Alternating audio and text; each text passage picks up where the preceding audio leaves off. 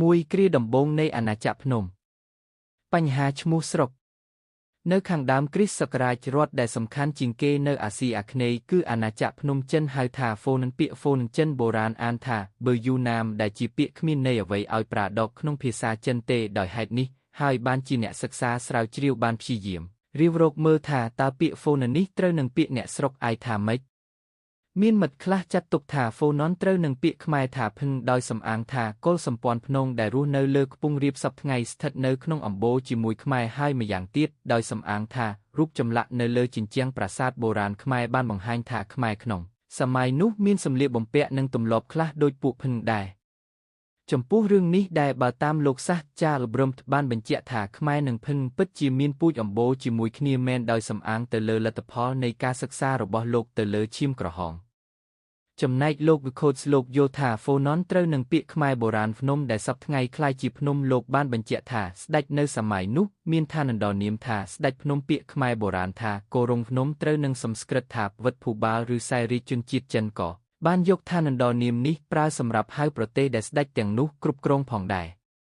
ចំពោះទម្លាប់ខាងលើនេះលោកអ៊ីអេម៉ូនីបានកត់សម្គាល់ឃើញថាក្នុងសម័យបុរាណចិនមិនចេះវែកញែកមនុស្សឲ្យដាច់ពីប្រទេសទេពួកនេះច្រើនប្រើឈ្មោះតែមួយសម្រាប់សម្គាល់មនុស្សផងរាជធានីផងប្រទេសទាំងមូលផងឬក៏ឈ្មោះឋានន្តរនាមរបស់អ្នកដឹកនាំផង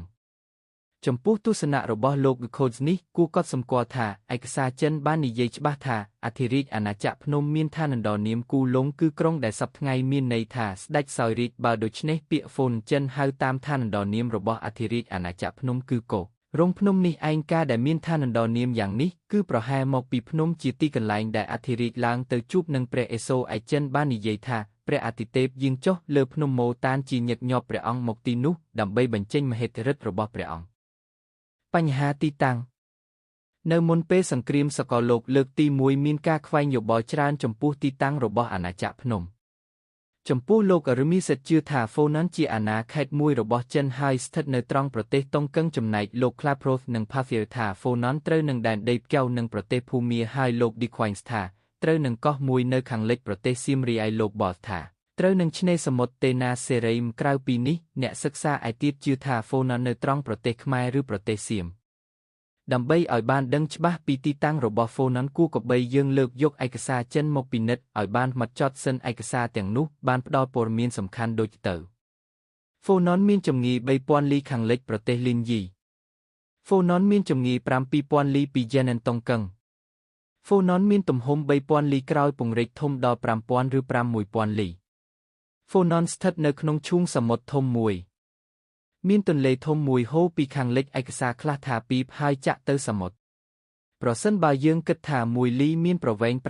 576ម៉ែត្រចម្ងាយពីលីនយីមកហ្វូណនមាន1728គឺត្រូវនឹងប្រទេសខ្មែរសព្វថ្ងៃកម្ពុជាក្រោមនិងប្រទេសថៃផ្នែកកណ្ដាលឈូងសមុទ្រធំក្នុងឯកសារចិនគឺឈូងសមុទ្រថៃឯទន្លេធំដែលហូរចាក់ទៅក្នុងសមុទ្រគឺគ្មានអ្វីក្រៅពីទន្លេមេគង្គឬបើនិយាយឲ្យចំគឺទន្លេសាបនឹងឯងសរុបសេចក្តីមកឃើញថាមជ្ឈមណ្ឌលរបស់ហ្វូណនស្ថិតនៅត្រង់វាលទំនាបខាងក្រោមនៃទន្លេមេគង្គត្រង់នេះអ្នកសិក្សាហាក់ដូចជាយល់ស្របគ្នាហើយតែនៅមានចំណុចមួយទៀតដែលអ្នកសិក្សានៅមិនទាន់ហ៊ានអាកាត់នៅឡើយគឺរឿងទីតាំងនៃរាជធានីដំបូងរបស់ហ្វូណនបញ្ហាបង្កើតរាជវង្សដំបូងរាជវង្សព្រះបាទហ៊ុនទៀនព្រះនាងលីវីយី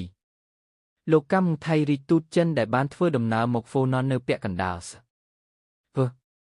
ទី3បានកត់ត្រាទុកថាបឋមក្សត្រនៃរដ្ឋហ្វូណនឈ្មោះហ៊ុនទៀនមកពីប្រទេសឥណ្ឌាឬពីជ្រោយម៉ាលាយូឬពីកោះខាងត្បូង